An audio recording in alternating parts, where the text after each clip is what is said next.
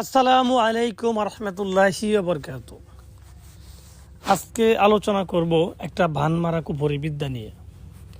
তো আজকে যে তাবিজটা নিয়ে আলোচনা করব এটা 100% একটা কুফরি বিদ্যা, অরিজিনাল কুফরি বিদ্যা। এটা দিয়ে ভান মারলে মানুষ 72 ঘন্টার ভিতরে মারা যায়। এটা যেই ব্যক্তি হোক, যাকেই মারক, সে যত বড় আউলিয়া হোক, যত বড় দেউলিয়া হোক, আর যত বড় আল্লাহর অলি হোক, তাতে কোনো সমস্যা নেই। বানি কুফরি বান মারবেন, ঠিক আছে, মানুষ 72 ঘন্টার ভিতরে ডাইরেক্ট মারা যাবে। এটা পরীক্ষিত, হাজারবার পরীক্ষিত। তো যারা কোনো ব্যক্তিরে ভান মারার জন্য বিভিন্ন তদবির ট্রাই করছেন কিন্তু কোনো কাজ হয় নাই, তাদেরকে বলবো আপনারা আমার এই কুফরি তাবিজটা প্রয়োগ করে দেখতে পারেন। আশা করি 72 ঘন্টার ভিতরে রেজাল্ট পেয়ে যাবেন। এটা আমার মুখের কথা না বা আমার কোনো গল্প কথা না, এটা আমার দ্বারা পরীক্ষিত। আমি ছাড়া আরও অনেক কবিরাজ দ্বারা পরীক্ষিত।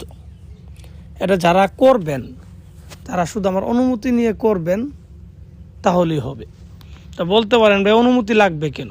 অনুমতি লাগবে কারণ এটা খুবই ভয়ঙ্কর একটা বিদ্যা। এটা দিয়ে যদি আপনি কাজ করেন, যদি পণ্ডিতি করতে যান, কোনো ভুল হলে তাহলে আপনার নিজের ক্ষতি হয়ে যাবে। আপনি অন্ধ হয়ে যাবেন, বুবা হয়ে যাবেন, বা মারা যাইতে পারেন।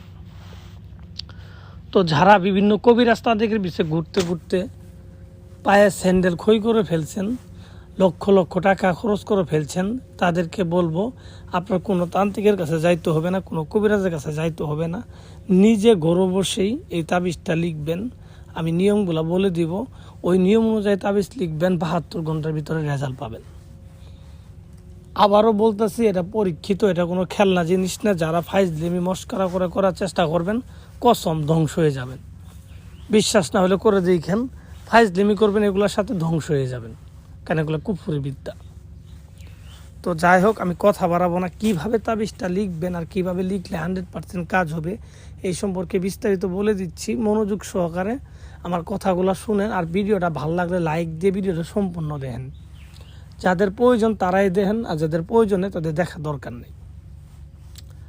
তো ভিউয়ার্স, এটা প্রথমত আপনি লিখতে হবে যে কোনো শনিবারের দিন, ফিক্স শনিবার ছাড়া অন্যবারে হবে না। তো শনিবারের দিন আপনি এই তাবিজটা লিখবেন। কিভাবে লিখবেন? তাবিজটা লিখার পূর্বে একটা মাটি দিয়ে মূর্তি বানাবেন, যাকে মারবেন তার সুরত মনে করে। তার মতো হইতে হবে এমন কোনো কথা না, তার সুরতটা চোখের মধ্যে ভাসিয়ে ভাসিয়ে তার নিয়ত করে এই মূর্তিটা বানাবেন। বানানোর পর এই মূর্তিটাকে নিয়ে শনিবারের দিন শ্মশান ঘাটে চলে যাবেন রাত 10টার পরে। গিয়ে সখানে যেখানে চিতা পোড়াই সেইখানে গিয়ে বসবেন কালো কাপড় বিছায়া। কালো কাপড় বিছানোর পর বসবেন। বসার পরে আপনি এই তাবিজটা লিখবেন একটা সাদা কাপড়ের উপরে। সাদা কাপড়ের উপরে কী লিখবেন? আবির দিয়ে, লাল রঙের আবির, ঠিক আছে, এর ভিতরে কুমকুম আর মেশক জাফরান মিশ্রিত করে কালি বানাবেন। এই কালি দিয়ে সাদা কাপড়ের উপরে আপনি এটা লিখবেন। লিখার পরে কাপড়টা একটু বড় করে নেবেন। তাবিজটা লিখবেন ছোটো করেই, কিন্তু বড় করে কাপড়টা একটু বড় করে নেবেন, 1 হাত 2 হাত এরকম নেবেন। নেওয়ার পরে তাবিজের নিচে যাকে মারতে চান তার নাম, তার বাবার নাম, এগুলো উল্লেখ করে দিবেন। ফালান বিন ফালান, ছেলের নাম, ছেলের বাবার নাম।